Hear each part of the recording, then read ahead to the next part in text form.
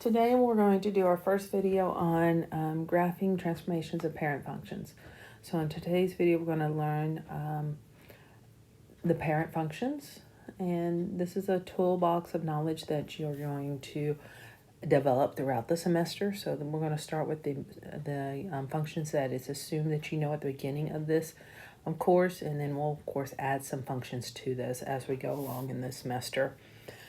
I'm going to identify the key characteristics of those, and then we're going to start graphing parent functions, and then we're going to look at some transformations. I'm only going to do half of the transformations today, and then how to sketch the graphs using transformation method. This is all of this is no calculator. And then of course we're going to find the domain and range of, left off the E there, domain and range of functions, of the graph functions that we have, transformed functions. Okay, so our very first function that you need to be able to recognize is a linear function like this. So this is a linear function. And the parent function is the very simplest linear function that exists. And the parent function is just y equals x. Okay, and that's considered the parent function, linear function. Now looking at this graph, you can see that, because these are arrows that go on forever and ever. So our domain is all real numbers, and we have corresponding y's for all real numbers as well. Now, the major point, what I use this, it has no official name. I call it the major point that you're going to follow, but it really doesn't have a technical name. That's the reason why I put it in quotations here. But basically, this is the point that you're going to look at as your center point, I guess you would say, the main point when we do our transformations to work with. And you'll see as we work through how that helps. But our major point starts out on the parent function at the point 0, 0. In fact, almost all our major points are 0, 0, except for one rational function. We still use 0, 0, but it's not actually on the graph. It's where the asymptotes intersect. So it's a little different there. But that is our major point. And on this graph, there's your point 0, 0. That's your major point.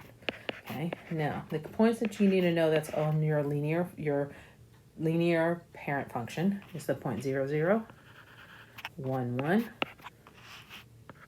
2, 2, negative 1, negative 1, and negative 2, negative 2.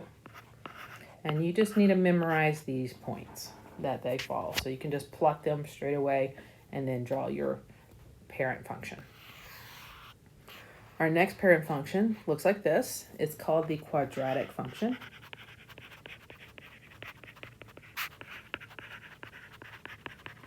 And the parent function, the simplest quadratic function, is y equals x squared. And that is what this is graphing here. This is the graph of y equals x squared. As you can see, I have all the negative x values and all the negative y values plot onto this graph. So my domain is all real numbers. But the smallest y value we have is 0, and our largest is infinity. So we include the 0 and go up to infinity would be our range. Our major point is still 0, 0. And then our table of values to know for this graph, of course, our major point 0, 0, the point 1, 1, the point 2, 4, the point negative 1, 1, and the point negative 2, 4.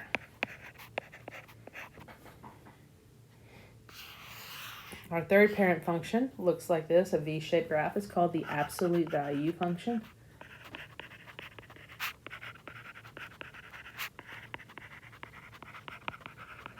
The easiest absolute value function, or the parent function, is y equals the absolute value of x. As you can see, I have all x values that correspond to this, so the domain is all real numbers. The smallest y value is 0, and the largest is infinity. So our range is from 0 to infinity, including the 0. Our major point is 0, 0. And our table of values that we need to memorize from this is 0, 0, 1, 1, 2, 2, negative 1, 1, -2, and 2. Okay, when you see a graph that looks like this kind of elongated S here, this is called the cubic function.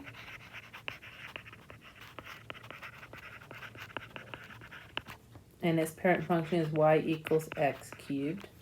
It's a cubic function. Its domain is all real numbers, as well as its range is also all real numbers. Major point is at 0, 0. And our key values for this one, of course, our major point 0, 0,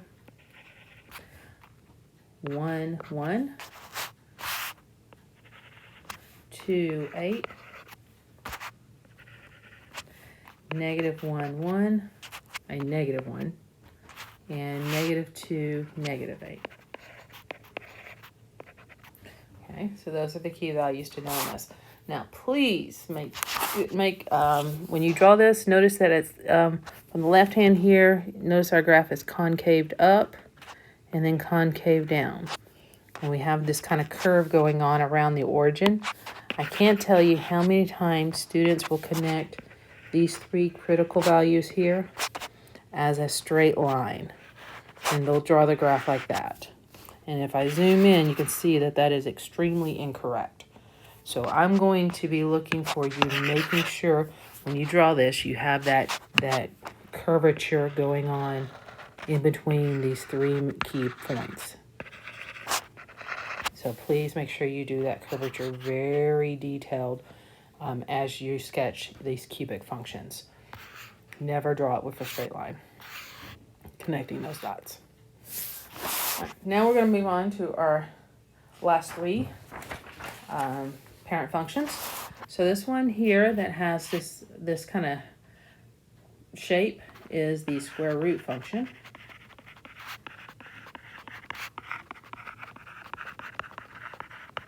And its parent function is y equals the square root of x. As you can see, the smallest x value that we have is 0, and we include the 0, and it goes up to infinity. And the smallest y value we have is 0, including the 0 going up to infinity. Because remember, you can't have negatives inside the square root, so we don't have all real numbers as our domain for this one. Our major point is where the graph begins, that 0, 0 point. And then the points you need to know in this graph is 1, 1. And then at 4, you're up to 2. And then usually those 3 will be enough, but sometimes you might need 1 more point. So 9, 3 is also a key point on this graph. Okay. Now this kind of sideways elongated S one, this is called the cube root function.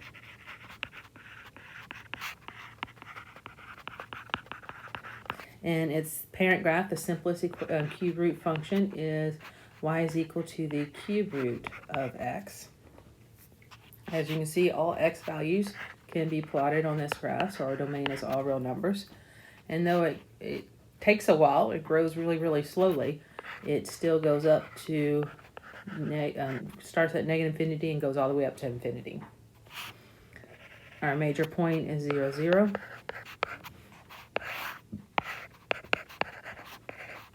And key values are the point 1, 1, the point 8, 2, the point -1, -1, and the point -8, -2. The key value. All right, our last parent function that is assumed knowledge for this course is this graph. It's called the rational function.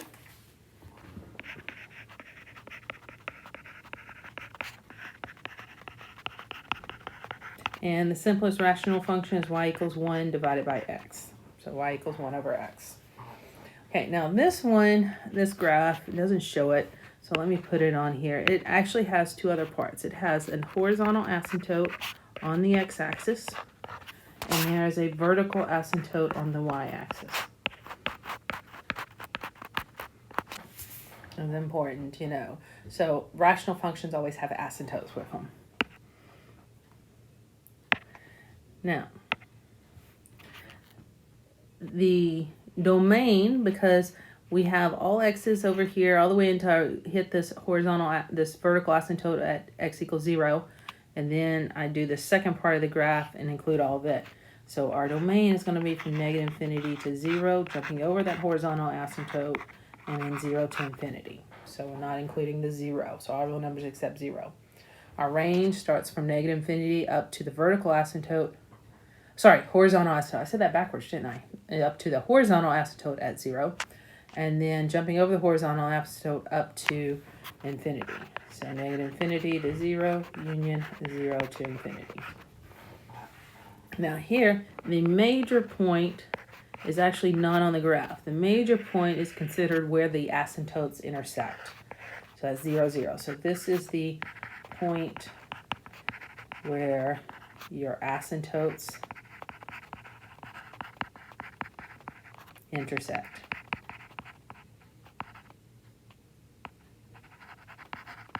Okay, so it's not actually a point on the graph, but it's a point where the asymptotes intersect. And that's going to be very good. So I move those asymptotes left and right. So we're going to use this major point of 0, 0 to figure out where our vertical and horizontal asymptote is. So it's not going to be listed up here in the key values. So this is the only one where the major point's not listed on the key values, because technically that is not on the graph of the function. Okay, so our key values start here at this curve we have at 1, 1. And then at 2, we're up to a height of 1/2. And then at a distance of 1/2, your height of 2. And that gives you your right little U-shape curve. Now to get the other piece of the curve, we have a key value at -1, -1. At -2 and -1/2. And then the last one at -1/2 or down to -2. So those are the key values you need to know for the rational function. So those are the parent functions. You need to memorize these functions. You need to memorize the graphs, the names, the domains, the ranges, the major points, the key points, all of this on each of these functions. Next, we're going to look at operations, order of operation for transformation. So we're going to learn all types of transformation to parent functions. So any function that we're going to do, we can transform it by multiplying the function by a, or multiplying inside the function by a couple of variables, or adding to the outside. So this is like all the transformation put together. A tells us one type of transformation, B is another, C is another, and D is another. And so if you have all the transformations put together, you need to figure out your order of operations. So the order of operations for any function in the form of A times the function times B, X plus C plus D form. You will start with the parentheses, which is all the horizontal. So you start inside these parentheses. You got this inner parentheses, and then you have the outer parentheses, which looks like right there. Okay, these outer parentheses here. Okay, so you would start with the horizontal shifts inside the parentheses, which is determined by this C number. Then you'll deal with multiplication inside, which is the B, which will give us our horizontal stretches or compressions and our horizontal reflection, or reflection about the y-axis. Okay, then we move to the outside of the function. And then, so A is outside of our f function, and D is outside of our a function. Those consider outside functions. The outside operations will tell us vertical shifts, vertical transformations. So then we'll deal with multiplication outside of the function, which is the a number, and that gives us vertical stretch and compression as well as the reflection across the x-axis. And then we'll deal with addition and subtraction outside the function, which is our vertical shifts or shifting up and down, and that would be the D number. It's okay if this doesn't make a lot of sense right now. As we go through, we'll build on this. I'll start on the inside with that yellow highlight, and then go to the orange highlight, and then to the green terms on the next day. So we're going to work with this as we go. So starting with our order of operations, it says we got to do our horizontal shifts first. So again, if we're looking at a function in the form of this, and if it's not in this form, we might have to rewrite it in this form. The C term is what tells us if the graph is moved to the left or to the right. If we're going to transform the graph or translate the graph to the left or to the right. Now, if that C number is greater than 0, then the transformation is a horizontal translation to the left C units. So every one of those major points, x comma y, that we have memorized from our parent graphs, will now become, we'll take x and we'll subtract c from x. That gives us our new x value, but keep the same height, the same y value. Now, if c is less than 0, c is a negative number, then the translation is a horizontal reflection right c units. And so again, if we have x comma y, we'll take x minus c, but x minus a negative becomes a positive value there. So you're actually going to be adding comma y. But c here is going to be a negative number. And that'll be how we do our translations. So let's look at our first example. So we got y is equal to the absolute value of x plus 3. So first thing, I realized that this is an absolute value function.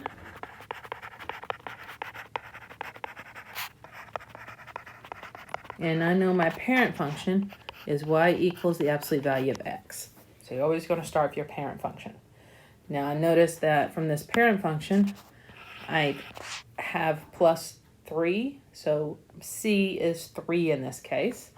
And that means if c is greater than 0, I'm going to the left 3 units. So my only transformation is I move the graph left 3 units. This is what I want you to do for the graph. So your first graph, as I've already labeled it, y equals the absolute value of x, is your parent graph. So I'm just going to graph my parent graph. So from what we learned earlier today, the absolute value graph, parent graph, major point is 0, 0. Then key points are 1, 1, 2, 2, negative 1, 1, negative 2, 2. So I plot those points and draw a straight line, making that V shape. There's the graph of my parent function. Now I take this major point, change that highlighting. I'm going to take this major point here at 0, 0, and I'm going to move it whatever our transformation is. And so our transformation is left 3. So I'm going to take that major point and go to my left 3, and that gives me my new major point. And then from that major point, I'm going to do my key values. From that point, I'm going to go over 1, up 1 for 1, 1, over 2, up 2, back 1, up 1, back 2, up 1, up 2. So that gives us our key values.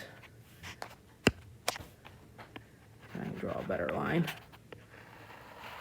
And now you have graphed the line the graph of y is equal to the absolute value of x plus 3.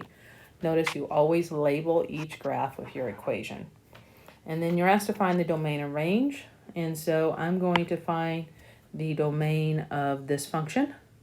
And so I look at each of these points. I have x values here that correspond, and then all these x values correspond. So my domain is going to be all real numbers.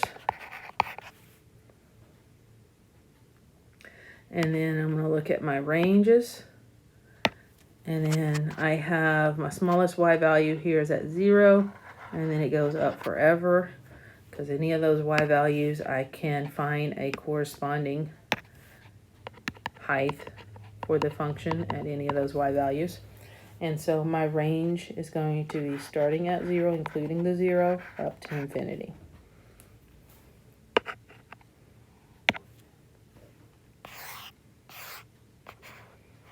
Okay, now for our next transformation, we're going to do horizontal stretches or horizontal compressions. And that, you're going to be looking at the b term when the equation is written in the form y is equal to a function f of b times x plus c, close the parentheses, close the function, plus d. So to tell us our transformations here, we're looking at this term here, this b. That number is what tells us what happens. All right, if the absolute value of b is between 0 and 1, then the graph is translated by a horizontal stretch. And it's by a factor of, and how you figure out the factor is you take 1 and you divide by the absolute value of b. So you divide by that. And so how does this change your coordinates at your plot? Well, for every x, y point on your graph, you now have the point 1 over the absolute value of b times x, comma, y. So you multiply your x value by your factor number. And that gives you your new x value for each of those corresponding points. If the absolute value of b happens to be greater than 1, then the graph is translated by a horizontal compression by a factor of 1 over the absolute value of b. So again, it changes the coordinates the same way. For every x, comma, y point on the graph, you have 1 over the absolute value of b times x, comma, y is your new order pair. Okay, so first thing I notice is on this graph I have squared. So this is a quadratic function.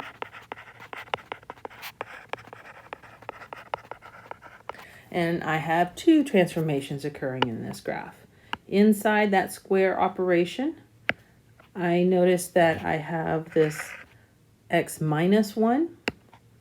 And so that tells me that x minus 1 there tells me my graph is moved to the right 1 unit. And then I have multiplying out and outside the parentheses there, factored out of that, multiplying that x term, the inside term, by 1/2 tells me that I have a horizontal, stretch going on.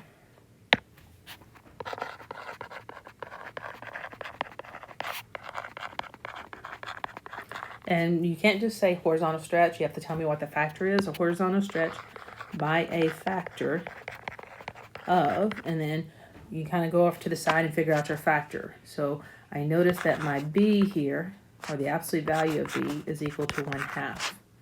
So 1 over 1/2, flip the bottom fraction and multiply is 2. So this is a horizontal stretch by a factor of 2, not 1/2. So it's not the number. You flip the number over, basically. That's why that 1 over, you just flip the fraction, you flip the number over. So it's horizontal stretch by a factor of 2. All right, so now I need to sketch this graph. So start with the parent function. Our parent function is the quadratic function, so it's y equals x squared. And so our major point is 0, 0. Key values are 1, 1, 2, 4, negative 1, 1, negative 2, 4. So there's our graph of our parent function. Okay, and then we're going to go to the right 1. So I take that major point and move it to the right 1. And then from that major point, I now do my key values. Okay, from there, over 1, up 1, over 2, up 4, back 1, up 1, back 2, up 4. And then I've only done the x minus 1 transformation. So I labeled this graph as parentheses x minus 1 quantity squared. Haven't dealt with the 1/2 yet. Okay, now I'm going to deal with that 1/2. So I'm going to do the graph of y equals parentheses 1/2 parentheses x minus 1 close parentheses squared. Okay, and this is going to be the horizontal stretch by a factor of 2. So starting at our major point, so remember our major point was here. That's where our major point in our last graph is. So starting with our major point. We're going to take each of the corresponding x values and multiply by 2. So what I do, how I think about this is, let me get a different color. I notice that from this major point to my first key point here, I've gone over 1, I've gone up 1. So x is over 1. So I take that 1 and multiply it by my factor of 2. So for my next key value, instead of going over 1, I got to go over 2, but the same height, the same y. So that's over 2 up 1. Okay, and then my next key value, I've gone over 2 up 4. Okay, so I've gone over 2 and then up 4. So I'm going to take this 2 here and multiply it, my x value, how far over I've gone from that major point, multiply it by my factor, my horizontal stretch factor, and that gives me 2 times 2 is 4. So I go from that major point, I go 1, 2, 3, 4 over, and still do the same height of 4. I do the same thing on the other side. Okay, so I've gone over 1, up, whoops, try that again. I've gone over 1, and then I've gone up 1. So 1 times 2 is 2. So I'm going to go over 2 from that major point, and then up 1. Now, the next point I've gone over 2, up 4. And so 2 times 2 is 4. So from my major point, 1, 2, 3, 4, up 4.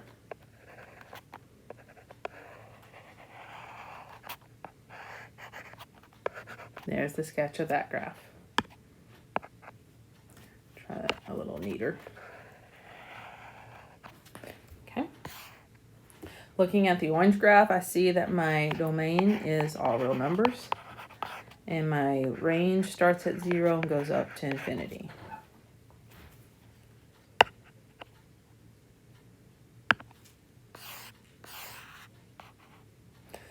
Okay, I picked this next example because it's the first time we have to rewrite some of the equation, because it's not in that form that I gave you to learn your A, B, C, and D. It's not in the form A, F of B, parentheses, x plus C plus D. It's not in that form because we have bx plus c and no parentheses.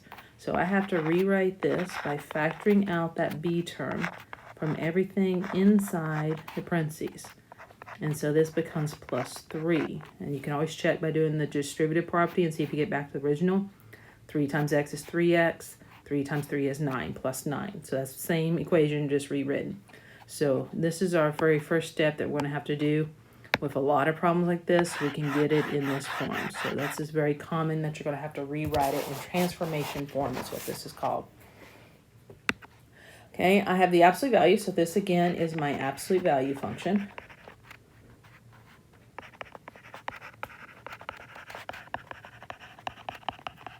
And then I have plus 3, x plus 3. So that tells me my first transformation is left 3 units. And then this 3 that I'm multiplying by is my horizontal. Now this time 3 is absolute value of b is greater than 1. So this is a compression, horizontal compression by a factor. And remember, the factor is 1 over the absolute value of b. So 1 over 3. So it's a factor of 1/3.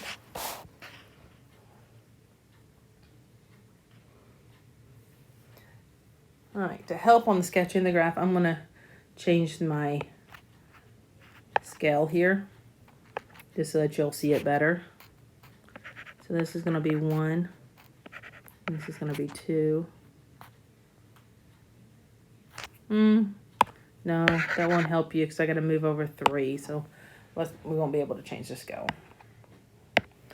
All right, so start with the parent function, absolute value of x. Major point is 0, 0. Key values 1, 1, 2, 2, negative 1, 1, negative 2, 2. Okay, do our first transformation. I'll do this in green. Okay, we're going to go to the left 3 units. So make that major point 1, 2, 3, move it to the left 3. And then from that, go my key values 1, 1, 2, 2, negative 1, 1, negative 2, 2. And all I've done is the x plus 3. So that is my equation, y equals x plus 3. Now I'm going to deal with my horizontal compression. And so when you go to this last graph, I'm going to write it in the original form, the original equation, not in the transformation equation. I had to find the transformation equation, that's the highlighted in yellow there, in order to identify my different translations. Because remember, if you don't do this, you're going to think that you moved to the left 9, which is obviously wrong. So be careful that you do the highlighted transformation form. All right, so my last graph, my major point was here at negative 3, 0. Now, for that next point, I went 1 over and I went up 1. Okay, my horizontal compression factor is 1/2. So instead of going over 1, I take 1 times 1/2, 1 times 1/3. I go over 1/3 and then up 1. Okay. All right, for the next one, I've gone over 2, up 2.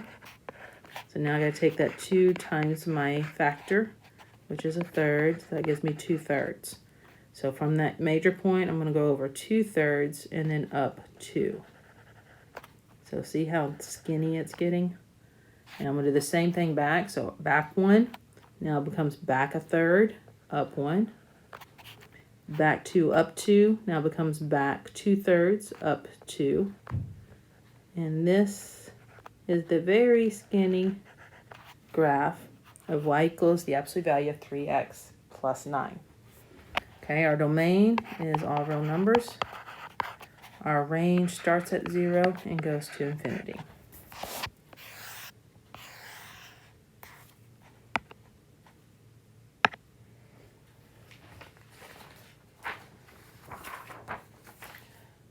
Now let's talk about horizontal reflection. This is the last transformation that we're going to be doing today. Horizontal reflection happens to deal with the B term as well. Just like the horizontal stretch and compression dealt with the B term, the horizontal reflection deals with the B term. When it's in that form, y equals a times f of b times x plus c plus d form.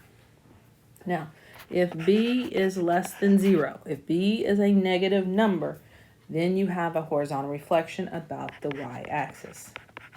You reflect across the y-axis. How does that affect your points? Every xy point on the graph becomes negative xy. So you flip over that point. Okay, so let's see this in operation. Kind of add this transformation to the ones we've learned before.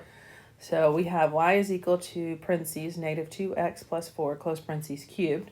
So I notice this is a cubic function is our parent function there. And also this is not in transformation form. So first thing I had to do, I'm multiplying the x by negative 2. So I got to factor that negative 2 out.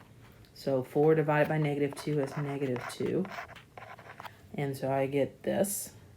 That is my transformation form. So I have to rewrite in transformation form before I can identify my transformations. Starting on the inside, this negative 2 here tells me I've moved to the right 2 units.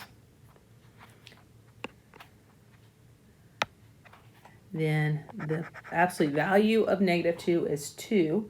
So that number is greater than 1. So I have a horizontal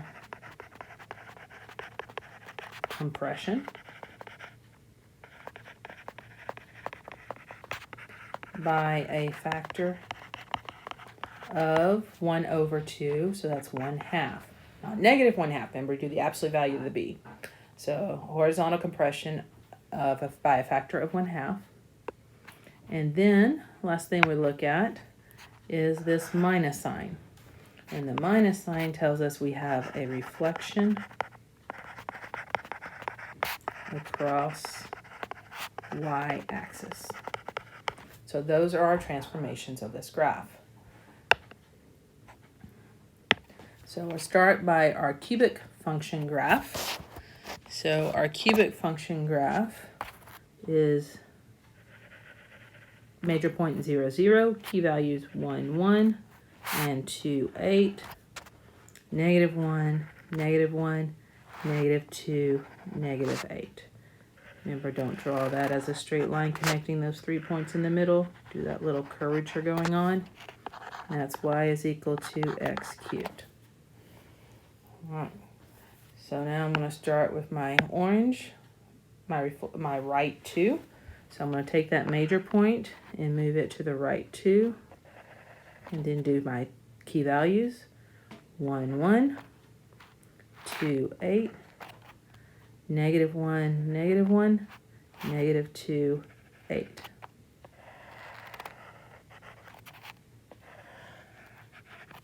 And that's the graph of y equals parentheses x minus 2 quantity cubed, dealing with just that 2. Okay, now I'm going to do my horizontal compression. And so we're going to deal with this 1/2 x minus 2 quantity cubed. Notice I'm not dealing with the negative 1/2, just the 1/2 here. I mean negative 2. What did I say, 1/2? Let me erase that because I was looking at the factor 2. Okay. All right, so my major point is right here. So that's at 2, 0. And then from that major point, I had gone 1 over and 1 up. And so now I take that 1 times it by 1/2, and I need to go 1/2 over and 1 up. And that's my next point. Okay. And then from my key value, my next major point, I went over 2, up 8. And so I take that 2 times 1/2, which gives me 1.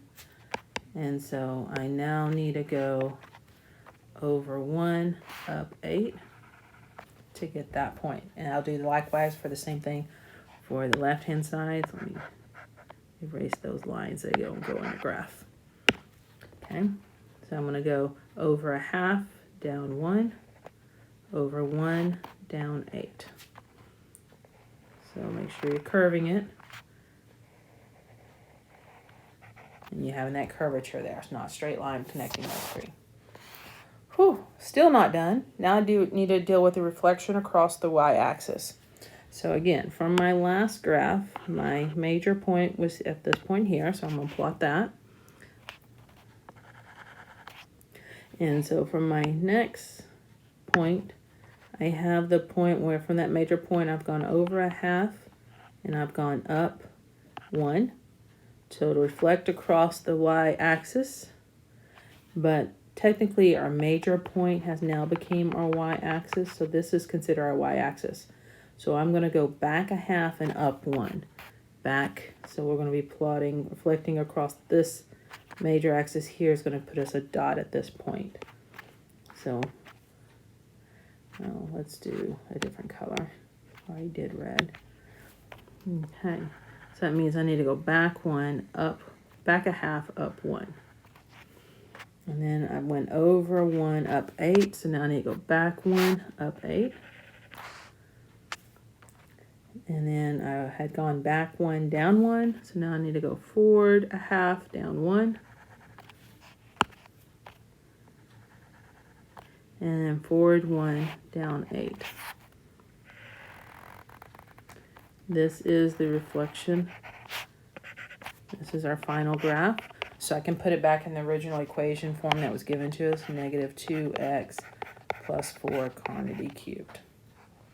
Okay, looking at this graph, our domain is, of course, all real numbers, and our range is all real numbers. Let's do one more before I stop the video. I want to make sure, because putting these all together can get really challenging. So again, I notice this is not in transformation form. So first thing I'm going to do is rewrite it. So that's going to become y is equal to the square root. I'm going to factor out that 1/2. And that gives me x, well, negative 1/2 I'm factoring out. So that becomes x plus 2. Check myself. Negative 1/2 times x is negative 1/2 x. Negative 1/2 times 2 is negative 1. Yes. So this is now my transformation equation form.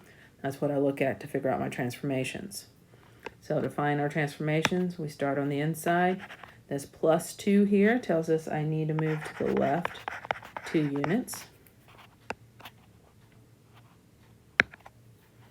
The 1/2, the absolute value of that, so the 1/2 tells us we're going to have a horizontal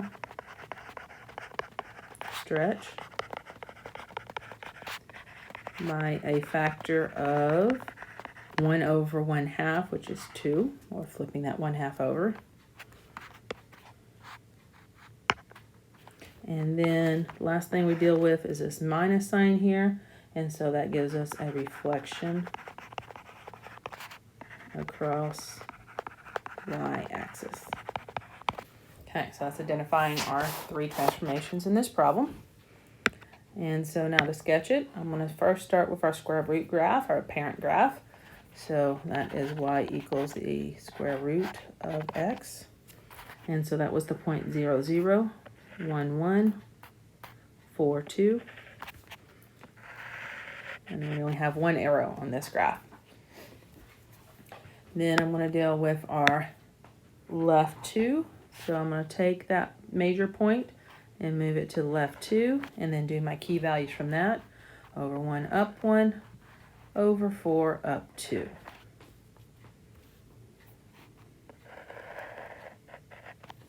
And that is the graph of y equals the square root of x plus 2, dealing with the red part, plus 2.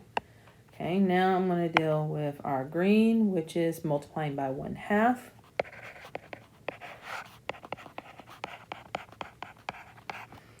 All right, and so again, my major point from our last graph was at the point negative 2, 0. Start there. And then for this factoring thing, I noticed from the next point I've gone over 1 and then went up 1. And take 1 times my factor, which is 2. So 1 times 2 gives me 2.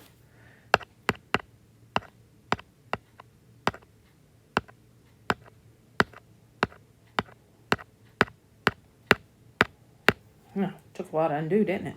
All right, so that tells me I need to go over 2, but still the height of 1. All right, and then the next one I went over 4. 4 times 2 is 8. So I need to go over 8 for my major point. So 1, 2, 3, 4, 5, 6, 7, 8, and then up to 2. See how horizontally the graph is stretched out? Okay, so that's our horizontal stretch there. Okay, and then finally,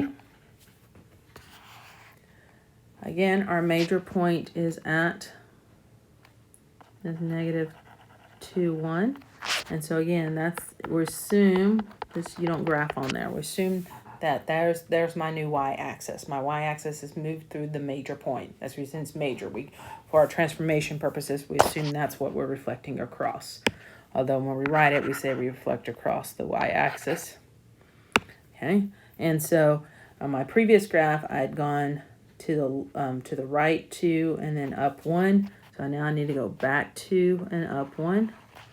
And then for the last point, I need to go back 8. 1, 2, 3, 4, 5, 6, 7, 8. and then up 2.